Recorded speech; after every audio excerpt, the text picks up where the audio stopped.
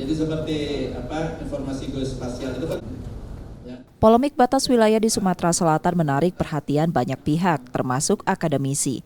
Membahas isu ini, Pusat Studi Kolegium Juris Institute menggelar diskusi publik yang melibatkan akademisi, pemerintah daerah, praktisi, dan masyarakat. Di Sumatera Selatan, konflik batas wilayah masih berlangsung, khususnya di Kabupaten Musi Banyu Asin dan Musirawas Utara.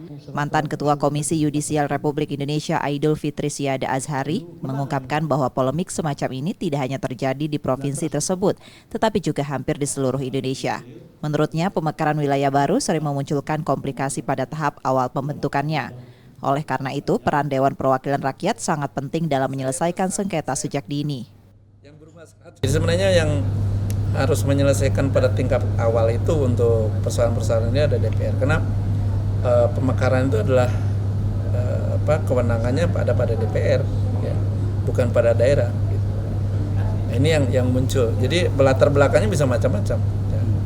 Ada banyak kepentingan, termasuk kepentingan-kepentingan di luar daerah. Maksudnya kepentingan di pihak di luar masyarakat daerah, ya, entah itu korporasi misalnya, ya, dan saya kira banyak masalah kepentingan korporasi masuk di situ.